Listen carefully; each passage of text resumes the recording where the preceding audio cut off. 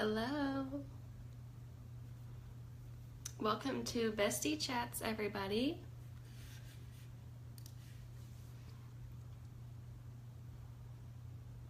Get everything set up.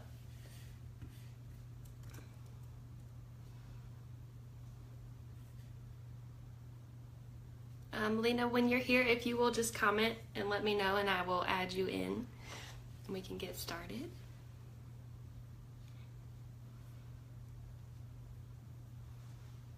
Awesome.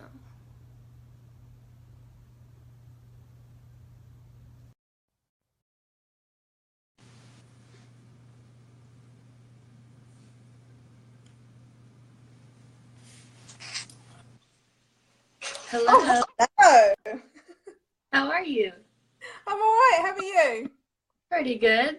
So thanks for doing this with me. I feel like Facebook just got the Facebook Live like going on the desktop, and then they're like, "Oh, you want to do two people? You got to go back to your phone." Yeah, I know. You know what I've just done? I've literally pointed like at the trying to move the icon so I can see you better, but it's just in the corner there. So just in case people are wondering, why is she pointing? Yeah. I know. I was doing the same thing. Like, Yeah. Well, let me get my notes up over here. I saw Lauren joined in. If y'all are here, let us know who you are. We'd love to chat with you. But I will do a little intro. And I hope I'm saying your name right. It's Leena, right? Yes. Well, I'm so glad to have you here. And for those of you who don't know her, she is based in London, and she has been heading up the Bestie meetups for how long now? Maybe like February? a couple of them. Yeah. Yeah. And so I pretty much just emailed her when I saw she was in London and was like, "Hey, do you want to head this up?" And then when I had this idea for the interviews, I was like, "Hey, do you want to be on this series with me?" So thank you for. Yeah. Do you want to kick it off and just tell us how you got started in the music business? In the music business, I can maybe start with the music stuff. Yes, that'd be perfect. Yeah. Okay. And then I can sort of get through that quite quickly. Well, I've actually been studying music since I was 4 years old. Okay. And so, I've been studying music since I was 4 years old, and I studied voice. Yes. I wasn't allowed to do singing lessons up until they said, "Oh, wait till she's a bit older." I wasn't actually allowed to do any singing lessons until I was 12 years old. And so when I was at school, I studied voice, and I did opera and jazz, and I have a certification in voice as well. Just so you know I say this because just so you know that even though I am like primarily music industry now, music business now, I do actually have a creative's background. Okay, so so I did that. Studied opera, soul, and jazz. I have some kind of diploma in voice, but I can't remember what it is because it was quite a while ago now. And then I did 2 degrees, and then my degree was in commercial music, and I was doing voice then as well as on the business side, and I've been in bands, and I've played London all around, and I had my own label at that point. I had my own rehearsal studio. So yeah, that was kind of my creative side of it. I still do I write music as well. I still compose, though not as much. I'm kind of quite busy with the business stuff these days. So through my degree, I decided at the beginning of my degree, whilst I was going to my professional career, I wanted to do both the creative side and the business side. Though of course the business side took over because you've got to pay the bills at the end of the day. Rent has to be paid, doesn't it? So I've not forgotten it though, and I ended up working for the first pioneering .com out there for music streaming called People Sound. I worked for an agency called Outside Line. I worked for Sony. So I managed to, through that process, managed to acquire clients, all the major label clients, a lot of big artists that I worked with. I did digital marketing campaigns from Beyonce to take that on an international level, a national level, a European level as well. So for example, One of the campaigns that I did was for the Sugar Babes, and that was a mobile campaign, and we ran that across Europe with a mobile operator called O2, and we had the Sugar Babes in a studio answering, at that time, questions on SMS. So that kind of thing, and that was like Europe-wide, okay, so it was like a big deal. So that kind of thing, right? And then, so that's how I got started in the music business. So I'll go off on a tangent. Awesome. I didn't know that But talk about campaigns. I didn't know you had a music background as well. A lot of people don't know that about me either, that I started playing piano, and that's kind of how I got into it. So it's nice to hear that you kind of went out. Yeah, but I think that is kind of one of those things that sometimes gets assumed, that people that work in the music industry don't have any kind of musical background. Whereas when I was at Sony, a lot of those people were DJs.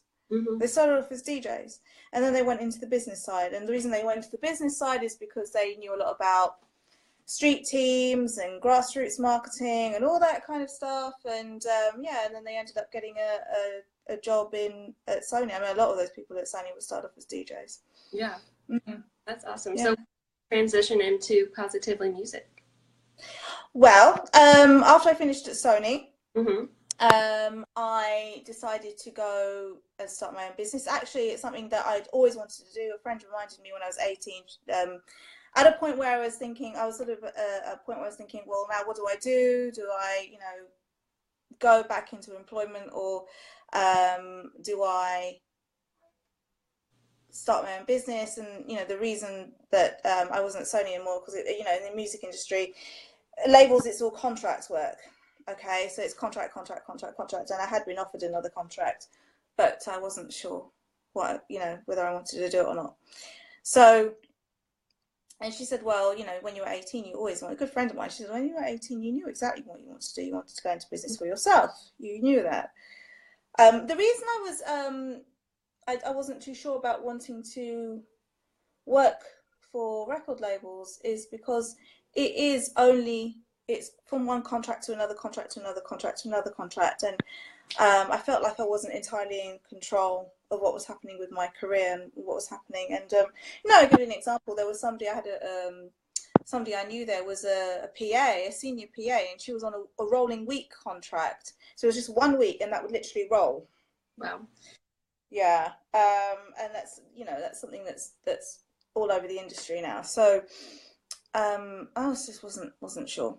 So, and she said, well, you always want to start your own business. So I was like, okay. So it was like 2007. So I decided to, I started off doing what most people do, which was just turning their job into their business. So I actually started off doing marketing. And then I did that for a little while. And then I decided that that wasn't appropriate for me anymore, because at that point, the market was getting flooded with people undercutting everybody else, selling these kind of cheap marketing campaigns based on getting loads of likes and followers, and it was all driven by bots. Okay. And I'm sure you know this, but and what people didn't know at the time, they don't know now, and they probably believe it now but didn't want to believe at the time, is that the traffic that you get via bots is actually driven from pornography sites, that kind of thing. So it's just not genuine. It's obviously not genuine traffic, and I hope people sort of understand that now. As an example, I had a client at the time who she was so desperate to get this magic number of 5,000 likes on Facebook and 10,000 followers on Twitter. That was the magic number at the time. And so she hired someone to do it, against my recommendation, and I sacked her for it, because I thought, I don't want to be, something I really didn't want to be associated with. I thought it's so disingenuous, I just can't do it. And I sacked her shortly after that. But then she went ahead and did it, and then it was in a run up to a crowdfunding campaign, and I don't know why she thought this, but it was a crowdfunding campaign, and what she wanted to do was she wanted to get a certain amount of money from the people that were following her. And for some reason, they hadn't put two and two together, that these people are fake, Yeah. and therefore have no money, you know. And she got no money from a crowdfunding campaign. And tellingly, the company at the time, I won't mention them because actually a very reputable company. I don't want to spoil it for everybody, but they are a reputable company. But what they did was they lowered the target, so that, you know, she actually managed to get the money in from friends and family in the end, and they actually lowered the target so that you know, she hit her target. Yeah, I've seen people who like bought those bots when it was cool and nobody really knew what they were doing, and now trying to erase those is a headache. Yeah, absolutely. So and it was a case of us like, well, you know, and then they came back to me and they said, yeah, you did say that it was the wrong thing to do and that we wouldn't make any money. It was like, well, yeah, they're not real people. They don't have credit cards, right? You know? They don't have what you're doing. They don't have credit cards. And it was at that point I said, look, you know what, if this is how it's going to be, then I don't feel that we can work together. So and that point, and it was that was the point where I made the decision to start Positively Music, because I was doing so much educating. I mean, that was educational, right? It was like, that's how it is. And I think that was and there's a lot of the educational part in the music industry that just comes from experience. It comes because it's there because you've been around for a while. And I started working professionally in the music industry in 2000. So and I've sort of spanned, I've crossed over from like the physical format into digital. So so I've kind of seen that side of it on one side and the other side, rather than, maybe some of my younger colleagues these days who just know digital and they don't know how CDs were marketed or even vinyl or even tape, Right. So it's so that's why I thought, well, I think I'll just go into the I was doing so much educational stuff anyway. I mean, and that was a theme that really ran through my whole career in terms of what I was doing. Is like, even when I was at this .com People Sound, which is like the predecessor to Spotify, Last FM, Pandora, Deezer, this is back in 2000, 2001. I was on the phone trying to explain to them where digital marketing fit into the marketing mix. And it's like straight after Napster and everything had gone, crazy, and, no one believed in the internet anymore, all that kind of stuff. So it was like, yes, but you know what, you can do this and you can do that, explaining about data and the value of data. And, it's only really now that the record industry and the music industry is starting to value data. But back then they didn't care. They didn't care about data at all. We would send them a report that thick with a one-pager on top. Of course, they're not going to read it, but, we wanted to send all the data, but then we put a summary on top, one-page summary on top. And it's a picture. It was literally a picture. This is your ideal fan. She's female. She's aged 18. That kind of thing. And it was like, so they had a picture. So literally they didn't have to read so many words because we knew what they were like. Because we were them, okay.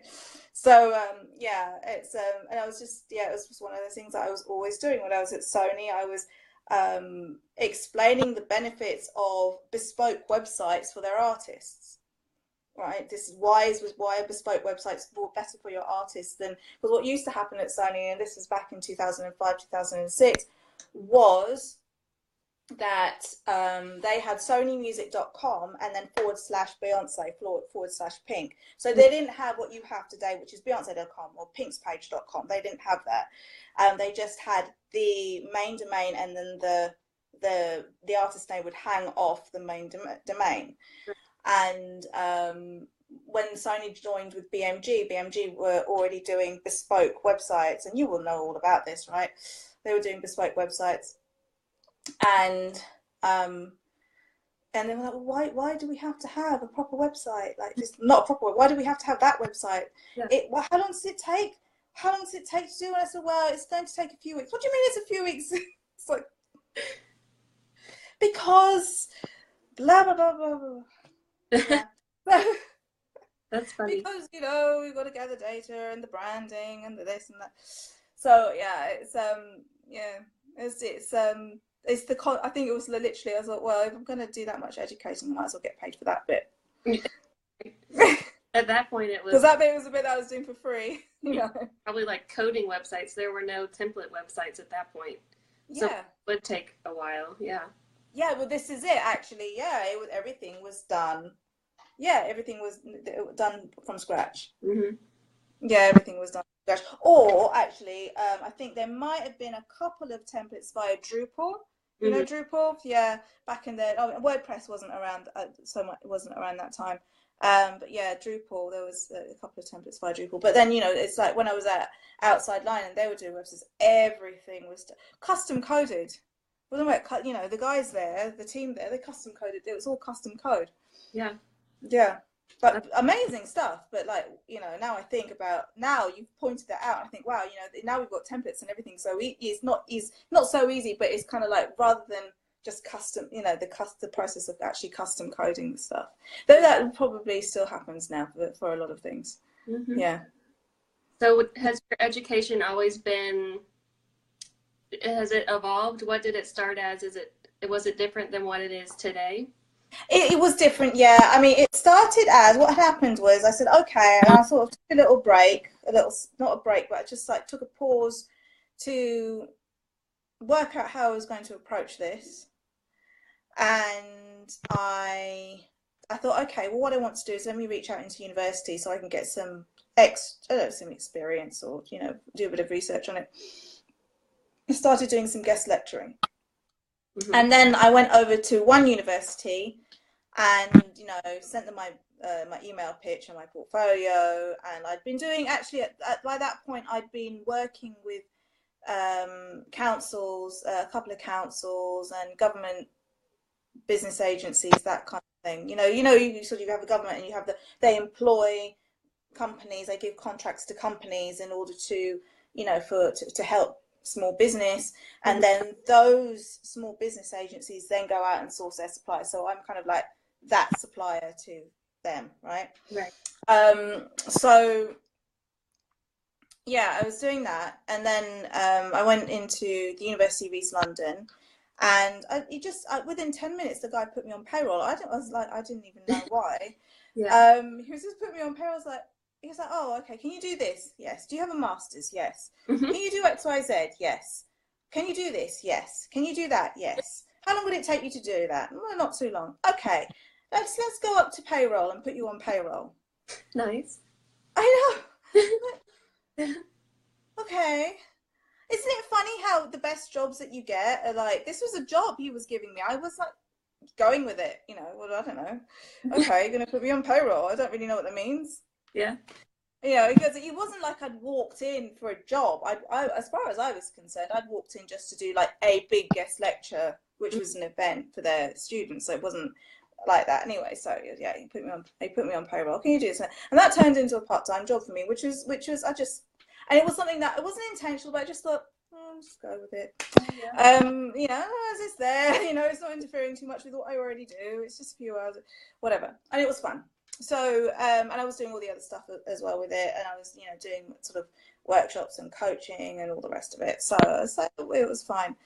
And then yeah, so that's how that happened. And I'm just like, God, it's like I'm trying to like think. Hmm. And then so yeah, I did the workshops and the seminars and that kind of thing. So that goes on. Hmm. And I then decided I did a business accelerator. Hmm. And through that accelerator, it was a 6-month accelerator, and I learned more. Well, I wrote my book through that, and wrote the fan experience, which is customer experience and music business rolled into one.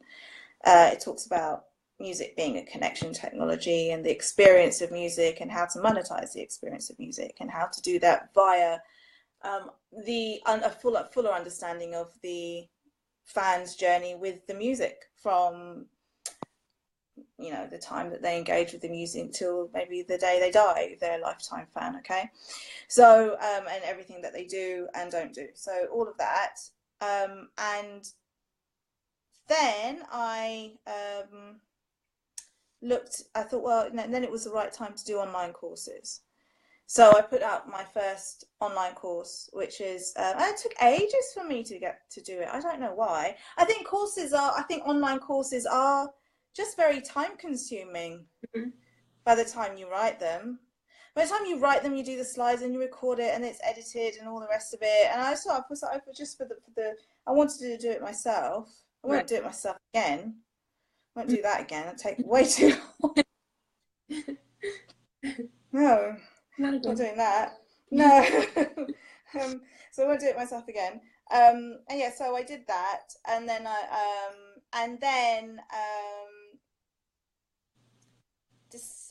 put it out for a little bit for public consumption, but then I had an idea that we'll get onto this, but I had an idea that I wanted to license it. Mm-hmm. Yeah, and that was something that was a little while ago. I was like, license it. And then I spoke to one of the coaches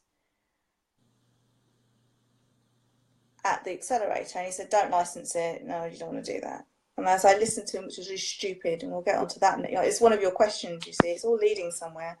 We'll get onto, yeah. He said, don't do that. I was like, okay, what do I know? And so, and that's sort of, so it really wasn't, it sort of doesn't, it wasn't moving. Mm-hmm. And we'll get on to another one of your questions with that as well. So then I thought, okay, fine, I'm going to put it out to license. And since I've decided to do that, suddenly all this business is starting to come in. Mm-hmm. Imagine that. There you go. So there's a lesson in that, because it's in your questions, it's in your talking points. But that's where we are now in terms of what I'm doing. Yeah. Well, let me make sure. Sense to people. Then, so I guess we'll go into this then. So you built courses, you wrote the book. What are you working on now, and what are you most excited to be working on? I know it's like lunchtime in wherever you are, but for me it's 9 o'clock. I got that. 9 o'clock. So what was the question? So what are you excited to be working on now?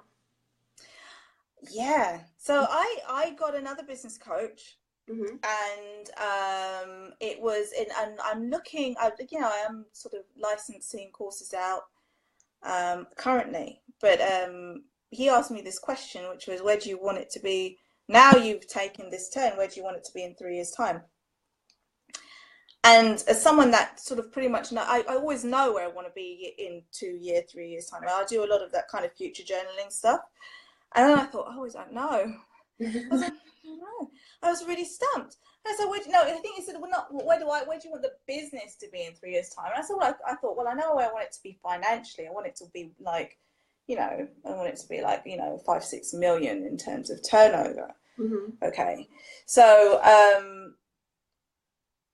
but in terms of whatever else it looked, I hadn't a figure, but whatever else it looked like, I didn't know, because right. I think I was just looking at that right now, and this is literally in the last couple of weeks. So there is a product that I'm working on. Okay. How much can I say about it? It's a marriage of creative arts and ethical entrepreneurship. Okay. It's a program based on that. So, and I think that something's probably going to sit very close to my heart in terms of causes that I believe in and the legacy that I want to leave in the world and what I want to contribute, and how I will personally do a little bit in terms of making the world a better place than where I left it. And I think that's quite exciting. And I think the reason it's exciting for me is because one of the things I've always struggled with the music industry, and this is what happened, this is something that happened when I was at Sony, is I thought, what am I doing? I'm just mucking around with pop stars, and where is the real meaning here? So it was a bit of a sort of an existential dilemma that I was having at the time. And I feel like that's exciting for me, because I feel like, okay, maybe I'm getting to a point where I'm producing something that is where I know what I'm up to in the world. Mm-hmm. Where I thought I always knew what I was up to. I think there's something that it's obviously, I think what we're up to in the world is probably something that changes and develops as we go along. Whereas I thought the thing that I was up to in the world for the longest time, was from when at the age of 14, what I was up to in the world was, you know, to be part of the music industry, to work in the music industry. And that was something that I was up to in the world. And to the point where, you know, at that time, you know, with no internet, and, you know, I would go to the library and I would look in the back of the music newspapers, like the sort of, we have Enemy and Melody Maker, like sort of fanzines and that kind of thing, and there might be an ad for a songwriting book, or, you know, the 1 or 2 music industry books that were put out there, and I would ask the library to get them in for me, and I would take them home and literally just copy them word for word. I mean, that was what I was up to in the world at that point. Okay, and it was like I couldn't afford to buy the book and I couldn't afford the photocopies, so I was like literally just writing everything down in my bedroom. Yeah, it was like, that's dedication. It is. So I was like, I've been engaged with the music industry since, you know, before I started, you know, my first lot of qualifications. Right. Yeah, in like first sort of, I think, what is it? I don't know what the equivalent is. First it's GCSEs and O levels, SATs maybe, I don't know. But yeah, before that, so yeah, before any sort of tests, I suppose. And that's how it's getting to the point where I think I might know where that's going. I haven't fully decided. I'm still creating it and working it out in my head what it is, but I'm quite excited about it. Work on creation every day, or how do you balance time between creating new things and maintaining what you already have going? Okay, well, yeah, I think in terms of creating new product, I think that's something that always goes on in my head. Mm-hmm. You know, it's always happening, you know, in terms of creating product. And you know, I could be running on the treadmill and creating products, like, you know, mentally. I could be walking my dog and creating product, you know, mentally. You know, so for example, you know, I was in the gym today and I was thinking, oh, okay, we could do this podcast and we could do this and that in terms of the ideas and stuff. And I think after that, it's just the implementation and how you choose to implement it, whether you choose to implement it yourself or whether you choose to engage a team. Also, the other thing I in terms of the business stuff is like, so that's the way I manage that is, you know, I'm just very, you know, I try to be as efficient as possible in terms of task management and to-do lists and things like that. Yeah. So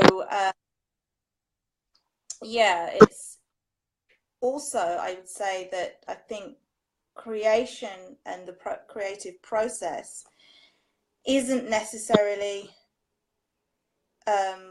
just about painting or music or sculpture or art, and it isn't just about that. It's also about problem solving as well. And so the reason I say that is because, you know, in as much as I want to say to, you know, in as much as there are plenty of creative people out there in the community, you know, if you don't feel that you're necessarily creative, as in you're on the industry side and you're creative, or you were creative and maybe you're not doing as much now, or that kind of thing, just to understand that the creative problem solving is a creative process. Strategy is a creative process. You know, all that kind of innovation is a creative process. You know, you're still creating, but it's not, okay, it might not be art, right, but it's still creative.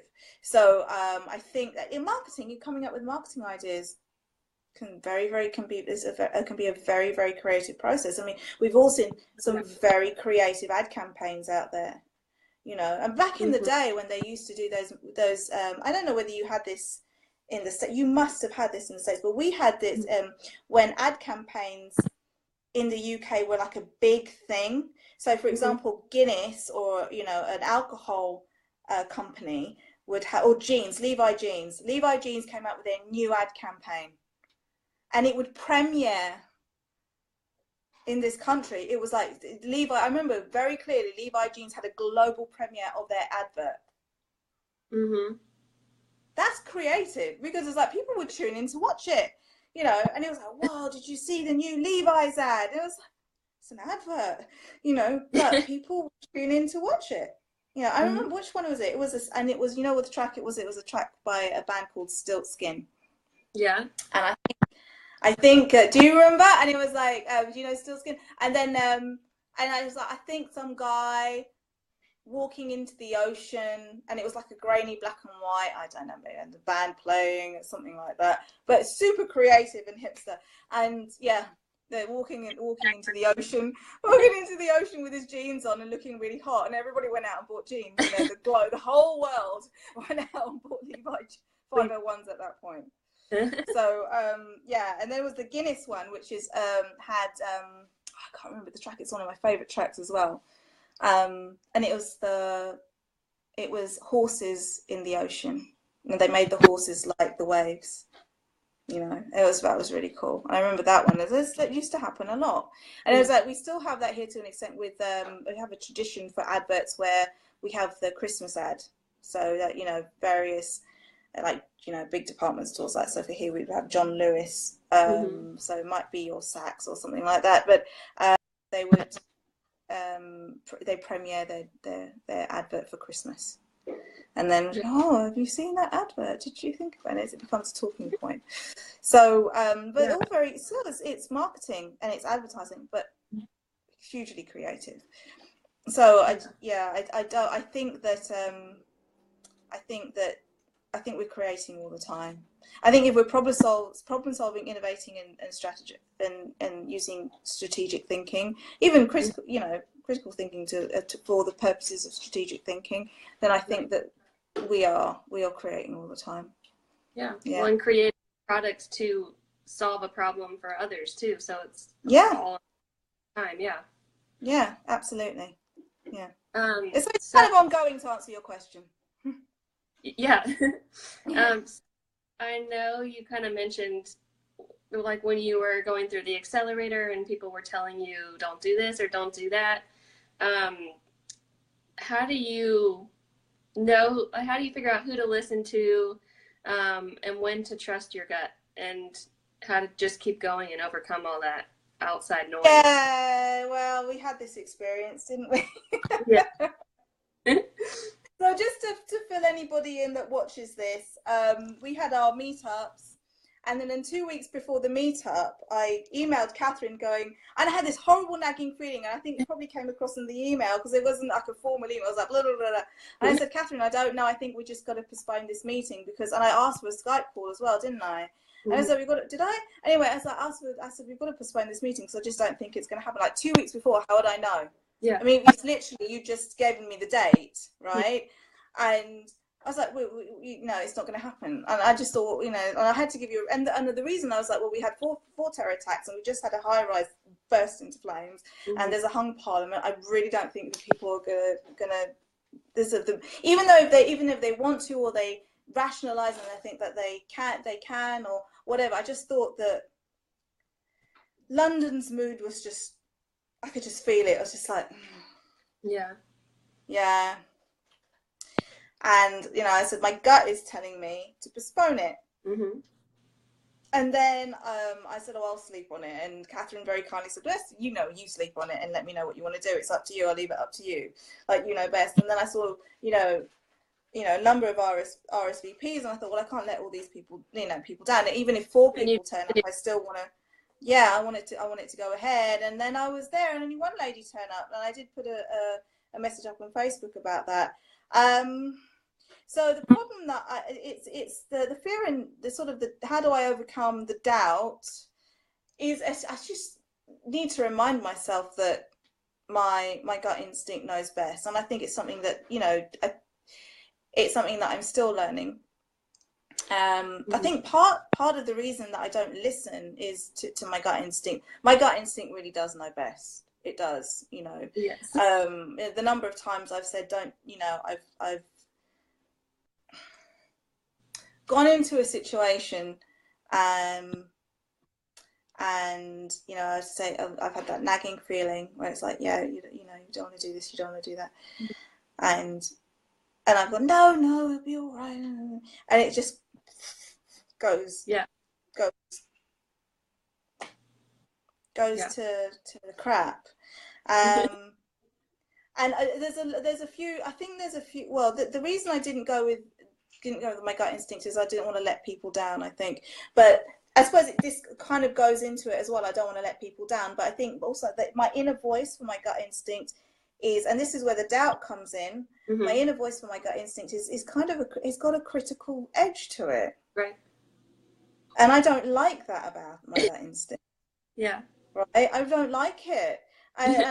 So for example, I was working on a project, this is a few years ago, and I was pulling a team together, and some people came to a meeting and they really wanted to be part of this project. It was like a local business arts project, but for business, for industry. And my gut instinct went wishy-washy and flaky, opportunist. Yeah. So 3 people in my head. And I thought, you can't say that about people. You don't know them. Yeah. You don't. And so isn't that horribly judgmental? It's so judgmental. And I was like, I don't know these people. How could I possibly know this about you? I don't know them. I can't say. And you know what? It turned out to be absolutely on the button. Mm-hmm. And I got really burnt on that project because I didn't listen to my gut instinct. Right. So if you've had that experience where you know if you're watching this and you've had that experience as well, and you're like, well, I don't listen to my gut instincts, and I really should have listened to my gut instincts. So listen to your gut. And sometimes okay, if you're wrong, you can always have a plan to account for it. If you're wrong, but I think go with your gut. Your gut is based on experience, really, when you think about it. It's just not, it's not a rational thought process. Right. It's just it's based on what your life experience, and that's why it's always on the mind. I was gonna ask. Yeah. Gotten smarter over time. So like when you started out with the accelerator program and licensing your course and people told you no, don't do that, and you listened, do you think maybe now you would have done it differently since you've been through that and you trust your gut more now? Yeah, I think I think less errors would happen if I went with my gut. And I think the thing about going with your gut is you can see beyond things as well, and you can see into things, and you can read between lines better, and you don't necessarily have to verbalize. Right.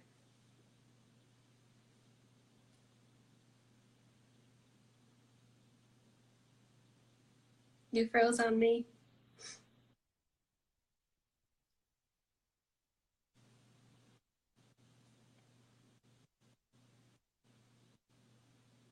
Are you still there?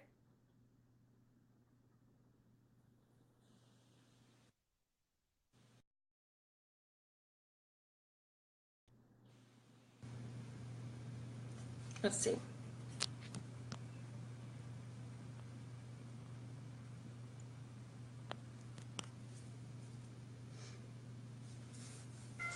Hi, I lost you. Sorry. That's all right.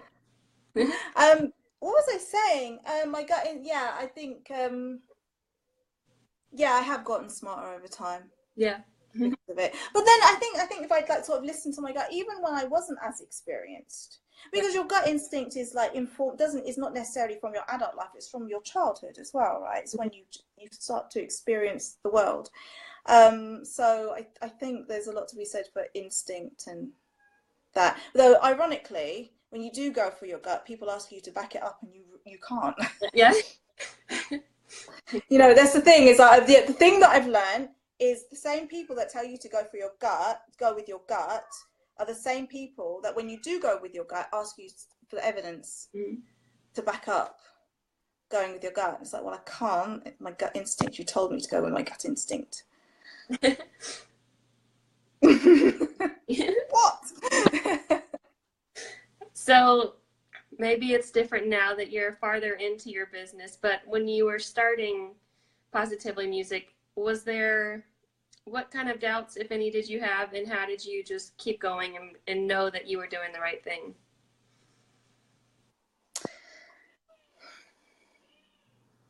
I think I'd experienced enough of working for the music industry to know how it would progress. Mm-hmm. Or it was almost like, and also working in academia to know how it would progress. I think you can go so far into a journey, and if you look at it, if you look at, I think it's a case of looking at the patterns and the trends. Mm-hmm. You know, I think that's one thing that I can do is I look at the pattern, I look at the trend, I say, okay, that's happening there. This is going to how it's going to end up.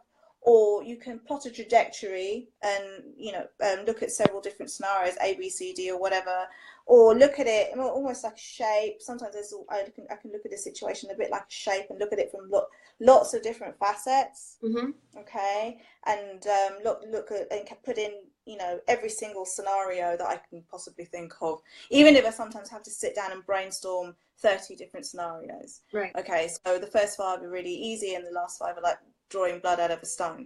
So but you and it can get pretty ridiculous, you know. So it could be, well, you know, everything from I could get promoted to I get kidnapped by aliens, you know. It's like that kind of like scenario planning and things like that. And I think that's sort of a lot to do with things like risk assessment and contingency planning and things like that. So you, from that perspective, yeah, and I was like, well, this is how it's going to be. And you know, you watch the news and you can see how things are going to progress. And I just felt that, yeah, it was you know, the best choice for me. Mm-hmm. So okay. About you licensing your course, but so I went to your site and it looks like anybody can buy several of the courses, but some are strictly for licensing. Can you talk about who your audience is and who your courses are built for? Okay, so it's changing. Mm-hmm. Historically, I've always worked with councils, and universities and government organisations. So, you know, I've always worked, you know, and all, yeah, organisations, educational organisations. So, for example, currently have a client in Florida, you know, have new business coming in from a government business agency local to me, an organisation based just in outer London that does a lot of sync and support for artists there, also in, you know, local councils and that kind of thing. That's always been the case. So that will continue to be the case in terms of licensing the courses for the moment. Mm-hmm. But moving on, the new programs will be for, we'll start off with music, but may or may not move into other creative arts. It depends. Okay. On how I want to develop it, but it will start off with music and music business, and will be aimed at corporate, you know, water companies, yeah, Red Bull, big companies, you know. And it works out you only really need one of those, right? Not that I would rely on one client. I think that's right. A bit silly. See, there you go. My business coach said, "Oh, you only need one of those," and I'm like, and my initial thought was, yeah, but you don't want to rely on just one client, because if that client goes away, all your business dries up. Yeah. So, why did you say that to me? So, what kind of business? No, he's very good, but I don't know why he said that. I think he only said like, well, you only need one of those at the time. You know, like, you know, you don't need to like go after like, you know, you don't need to go. So the thing is, with the reason I've you know, I think moved like this, I've kind of steered away, and I made a conscious decision to steer away from this, the sort of the more, you know, DIY type market is, right? So if you're going to go down that route, what I find is that let's say the simplest funnel that most people go through, and you see this with lots of other different courses, like an Instagram course or LinkedIn course or whatever, is they do Facebook ads, and they drop like $5,000 to $7,000 on a Facebook ads campaign per campaign, and then that goes to that drives leads to a landing page, drives them to a sales presentation, which is a webinar, and then they're selling a $997 product, which is the course, or over 12 months you're paying $97. Okay, so for that, you're going to need to back that up with a mailing list of like 300. I find to 300,000 to 500,000 data mailing list email addresses. Those are sort of the numbers that I tend to find. I don't know whether you found the same, but those are the numbers that I have found. what I found is, and the reason I've gone this way is, okay, you know, as much as it's kind of not, it's not that I don't want the product to go to the DIY, to the sort of everyone that could have it, but it's how you get it there, right? So with that, it's being realistic with the grassroots market. This is sort of the grassroots is that is what you have to look at what they're in the market for, and they're not in the market for a $997 product. By and large, you know, that's not how it is, and that's just what I found personally. I mean, if anybody there is listening to this and you found different, then please get in touch with me, because I'd really like to know how you've done it. But it's not, that's not the market. Mm-hmm. The reason it's not the market is for a number of different reasons. You know, from the expectation that things should be free, to just not having the budget, you know, to you know, significantly putting budget into the creation process over the business process, all that kind of stuff. There's loads and loads of different reasons, but there's lots of markets like that. For example, the student market is, you know, not really in the market for, you know, other educational products that are $997 or anything like that. They're in the market for beer, you know, clothes, you know, that kind of thing. They're in the that's what they're in the market for. The lifestyle of being the student is, I think it's just, you've got to be realistic about who's going to pay for what.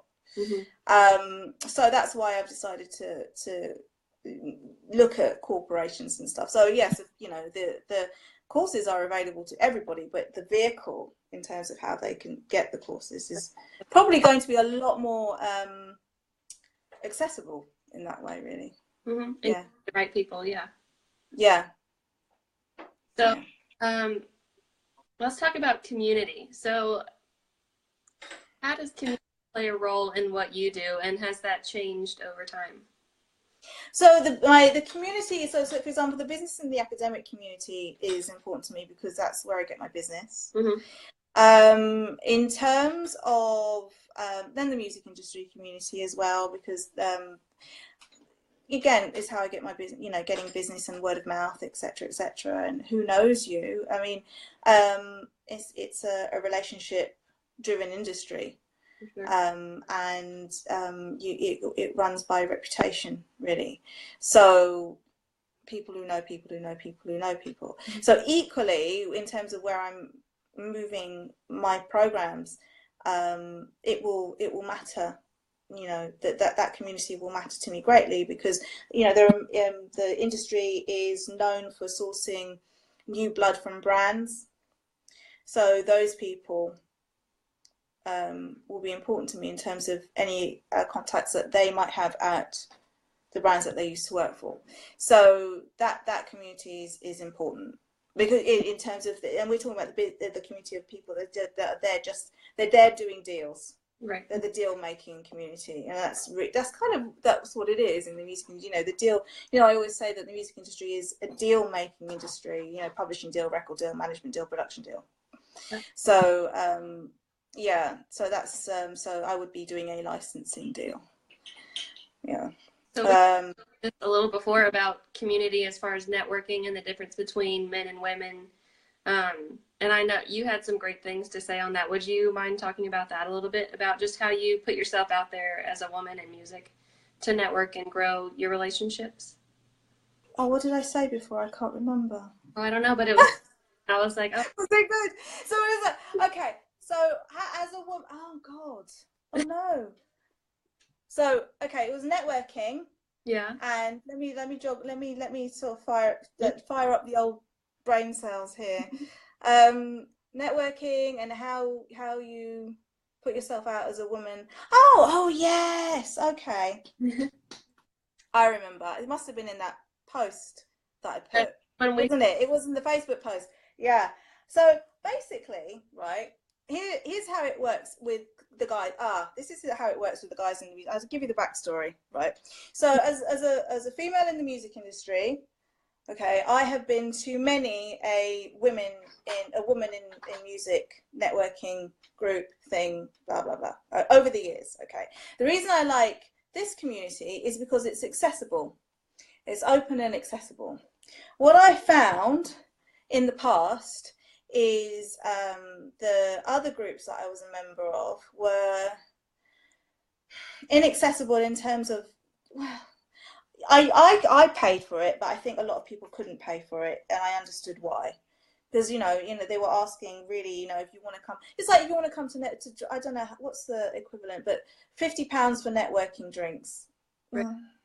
for an evening in a members club. My God, if you're a member of a members club and you're charging 50 quid, you don't need to do that. And wondering why people, it is really too much money. And I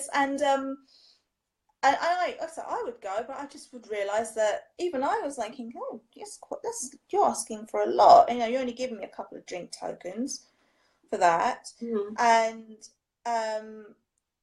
And I will give you the male equivalent in a second. But also, was things like spa days that I went to that I paid, a large sum of money for. The price made it. It was cost prohibitive to go. Mm-hmm. And if it's cost prohibitive to go, then it's going to, on one hand, yeah, you could say that, okay, well, I can, there's going to be a type of person there that I could do business with. Mm-hmm. But at the same time, you're actually excluding a lot of people who are going into the music industry and they're just starting up and they're entrepreneurs, and for whatever reason it could be forced entrepreneurship, and they've just left, for example, like me, they just left a label and they can't quite afford it right now, but they have like valuable skills, and you sort of not really giving, missing out on that talent. I think it excludes a lot of talent, I think. And so what happens with, so it's kind of weird that as women, it's like, and this is no sort of, I don't mean this as in we shouldn't be doing music biz besties, but sort of hear me out. We have to, like, it has to be a thing where we organise, we're gonna get together, we're gonna do this, and yeah, let's do it. Whereas with the guys, it's like, yeah, let's go and do some business.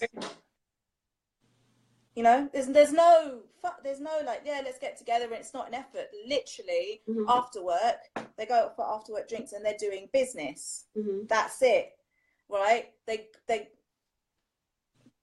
it. They leave the label and they go down to, there are pubs that they go to, that they all go to, and they're doing business. Yeah. Whereas the women are, I don't know what they're doing, going home. Why? It's like, I can understand why. Maybe they've got, children and, and families, and they need to do that. But we're really missing out. Yeah. And by not allowing ourselves to have the opportunity to go and do business.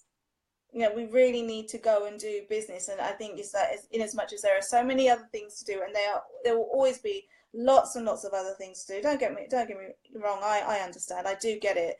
But we have to prioritize business. Otherwise, the business will not grow. And part of that is by going out and meeting other people and networking. And that means more than, and I know I'm sort of like, I'm just probably, preaching, to the choir here, and people know this, but it's, we all know it's so much more than business cards. It's so much more than meeting up for drinks and lunches and things like that. It's actually pitching and doing business. That's the difference, I think. I think men will sell more, and maybe women don't sell enough. Mm-hmm. And it is, it is a sales business. You do have to sell, whether you're selling yourself or you're selling your product. That's the one thing that I learned on the accelerator, is pitching. You have to pitch. Mm-hmm. And it's an art, and there's a way of doing it where you don't sound like Toastmasters, and it's like really repetitive and robotic and stuff like that. And there's a way of doing it where you can use it to build rapport, and you know, you can put a sense of humor in it as well. There's lots of different ways. It takes lots of practice, but it's important to pitch. And it's one thing that I learned on my accelerator is, you know, as much as they told me something silly about the licensing, I did learn a lot. It's like doing a little mini MBA. Well, but it's a mini MBA. Yeah. It's like you are pitch you know you get what you pitch for, and you're always pitching. You know. That's true. Yeah. You get what you pitch for, and you're always pitching. So it's very important to go out there and pitch, otherwise, yeah, you don't get the business. Yeah. You know, and one of the things that they said is you got to just, you know, if you're practicing your pitch, pitch to everyone. Pitch to the dentist receptionist. You know? Yeah. So, yeah, that's what I would say, really, in terms of the difference. You know, is it's one, and then one thing that that somebody said to me was, I think it is the fact that some, you know, that the roles that women have and as opposed to men, or the roles that they take on. And as I remember, one lady, she was organising, trying to organise a women in music networking group, and she was the lady that you know, organised a spa day, and she was kind of disappointed that not many people turned up. And I understood that, but then so at the end of the day, I also understood that it was cost prohibitive, even though she really haggled to get the price down. Right. And she did really haggle to get. It was like a real sort of top notch spa retreat place in London, and she did get the price down, and she knocked a lot of money off. So, but then even she was saying, you know, that, you know, her experience was, you know, a lot of the guys were like, oh well, we're going for drinks at this point, and she was like, well, I have to go home and I've got kids. Why can't we meet at 3 o'clock in the afternoon? And she's absolutely right. She's absolutely right. So I guess with that in mind, we just have to find ways around it, whether we're doing group calls, Skype calls, or we're doing group lunches, breakfasts, that kind of thing. I think it's to just get that community buzz going. For sure. Yeah, get that community buzz going, and so it's a place that you want to hang out. Because that's all they're doing. They're hanging out. Yeah. They're just naturally hanging out and coming to agreements and doing business that way. Yeah. Yeah. So I think we should somehow be doing the same thing. Whether we're doing it on yoga retreats, whatever the lady equivalent is. Yes. Yoga retreats, or you know, cocktails, or whatever it is for you. Okay. You know, whatever it is for you. I think that's important. I like that. So before I ask you this last question, where can everybody find you online? Okay, you can find me. I tell you what, find me online at the best place I think right now to find me online is probably on Instagram. So that'll be instagram.com/positivelymusic. And the reason I say that is because I haven't done it in a little while, but I will be putting out daily tips. Yeah. So they'll be like, I put out like 1-minute tips. There are some up there already. There'll be 1-minute tips up there. And I pack a lot of information into those 1-minute tips. So that'll be really cool. So it'll be cool to see. So if you join me on Insta, okay, and then you comment and you say, hey, I'm a music biz bestie, it'll be like really cool. Yeah, be good to say hi to you. So my last question for you is, what advice do you have for someone who is wanting to be an entrepreneur in the music business or starting a new business? What would you say to them? Well, what I would say to them is, if you're an entrepreneur in the online side of the music industry, where it's sort of all exists online, really, doesn't it? The most important two things. Number one, solve a problem. Now, this is even if you're an artist, you need to be like, what problem is your music solving? Okay, and it doesn't sort of necessarily come straight away. Okay, but I think if you're involved with your community, you're a genre that's really involved with your sort of local community, and that's probably something that you have a better understanding of. Okay, so number one, you've got to be solving a problem, whether you're speaking up for your community, or speaking up about the problems that people face in that community, or that kind of thing. Okay, so so that's number one. Or and yeah, and the other thing is, whatever problem you're solving, the market has to be willing to pay for it. If the market's not willing to pay for it, then they want that problem solved, but they might just want that solution for free. Okay, so yeah, the market has to be willing to pay for it, and I think a lot of businesses die on the vine because of that. Because I don't think that necessarily gets, those 2 points, I don't know whether they necessarily get put together. They always say, whenever you hear like sort of business advice, they always say, well, solve a problem, solve a problem, solve a problem. And if you solve a problem, money will flow into your account if you solve a problem. But if the market will pay for it, right? If the market will pay for it, if the market believes that there's loads of free stuff out there and they don't need to pay for it, then they're not going to pay for it. Okay. Now, if you if your product is following a trend, and I'm talking about streaming here, is following a trend, and then you can put loads and loads of investment dollars into the business and just pump loads of money into it, and that way influence the market like Apple did. Apple educated the market, and now everybody wants Apple. I'm talking, and I'm using an Apple when I talk to you. Then that's a slightly different stuff. That's a sort of an outlier scenario, as you were. But most people don't. If you're in small business, you don't necessarily have that. Right. So your solution has to be something that people are willing to pay for. And so yeah, those are the two things. It's not an easy thing to work out,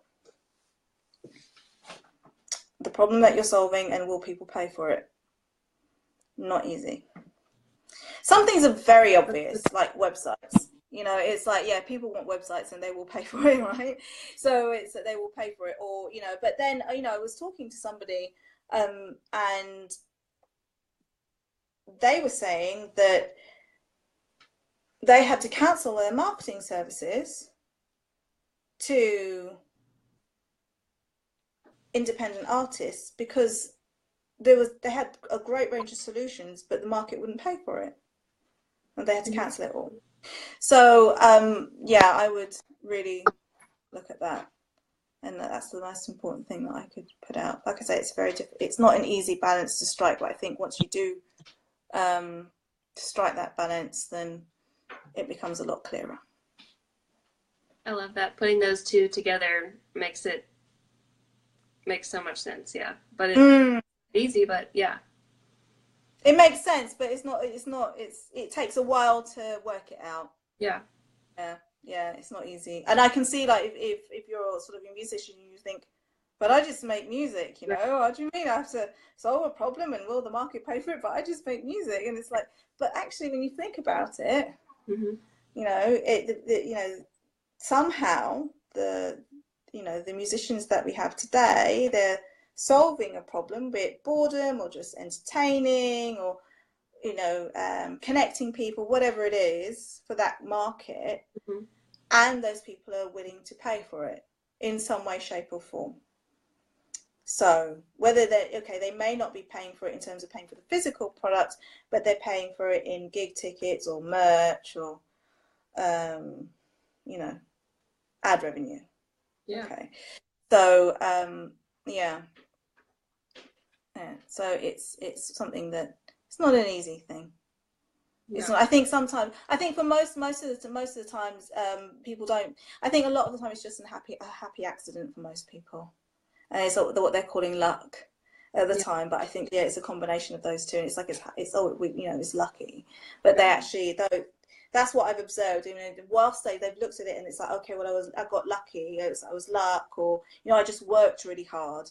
I think they term it as one of two things. Either I got really lucky or I worked really hard. But I think it is literally a combination of those two things. Right. And trying Yeah. until you find the perfect match too. Yeah. Yeah. A lot of, and it, you know, it takes some working out and figuring out to get Yeah. it there. Awesome. Yeah. I'm checking out the comments here. Hilda says hi, and you're so freaking cool. Oh, Hilda. And Melanie says the point about pitching and selling is so relevant. Excellent info. So, if any of you who are on here with us have some questions, let us know. But if not, Leena, thank you so much for joining me on the first Bestie chat. This was so much fun. It was really fun. And you know what? I want to say thank you as well, because this is the first interview that I've done where the questions have been about me. Yeah. You know, that was really cool. It was like, oh, the questions about me. And I was like, I was in the gym thinking about these questions. I was Yeah. like, these are questions about me. And it was really nice to have the opportunity to reflect and think about those things as well. So it was really handy for me, and it's sort of a self-reflective exercise, you know. That was cool. Good. Yeah, because most of the time I do these things and people say, "What could you advise for this?" and "What could you advise?" It's just the whole thing is about that, and it's just, which is fine. It's fine, but it was just nice to be able to talk about me for a change. As I was saying, pitching and selling ourselves. Yeah. It was nice to be able to do a little bit of that. Yeah, Yeah. and I mean, this and group is, also self-analysis as well. yeah, this group is all about getting to know people. So just opening everyone's eyes to what's going on, what everybody's doing, and yeah, just getting to know one Yeah. another. So Thank you. And I just really hope that you know, what I've said has helped people out there. of And course, you know, I really hope, and you know, anyone that's sort of watching this and then comes across it, decides to watch it later. And also, you know, yeah, if you have any questions, you know, just send me a yeah, message or send me a message on Insta or whatever. I'll be happy to yes. help. Thank you Well, very much. enjoy your evening. Thank you so Thank much, Leena. you. Thank you. I'm going to go and work Bye. on a pitch now. Okay, bye. See ya. Bye.